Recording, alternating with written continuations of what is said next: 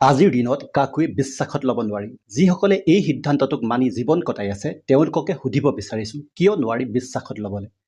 নিজকো আপুনি বিশ্বাসত ল'ব নোৱাৰে নেকি? যদি নোৱাৰে, আজি ইমান দিনে আপুনি আপোনাৰ সৈতে কেনেকৈ জীয়াই আছে আৰু আহিব লগা দিনবোৰত আপুনি কেনেকৈ থাকিব?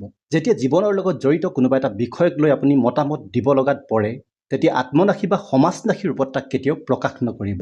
সদায়ে সমাধানমূলক সিদ্ধান্ত প্ৰকাশ কৰিবলৈ যত্ন কৰিব। এইটো হৈছে জ্ঞানী মানুহৰ লক্ষণ। আৰু নাজানিলে মনে মনে থাকিব। নজনা কথাত মন্তব্য নিদিয়াটো জ্ঞানীৰে লক্ষণ।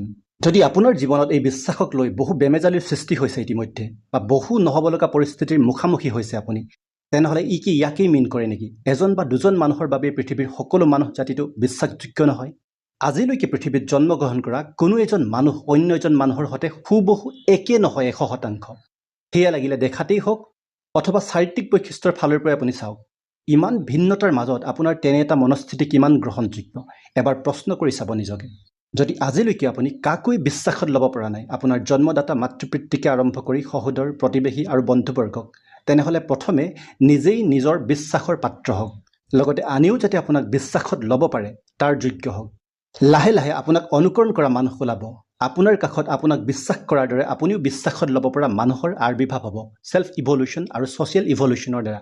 চেঞ্জ এটা প্ৰক্ৰিয়া হয় যি এদিনতে সম্ভৱ নহয়। ইয়াৰ বাবে সময়ৰ প্ৰয়োজন। যদি আমাৰ সমাজত আপুনি কিবা এটাৰ প্ৰয়োজনীয়তা ডিপলি অনুভৱ কৰিছে, তেনেহ'লে আনক জগৰীয়া কৰি সমালোচনা কৰাৰ পৰিৱৰ্তে বি দ্য চেঞ্জ। সেই সমাধানৰ প্ৰথমটো মাইলষ্টন আপুনিয়ে হওক।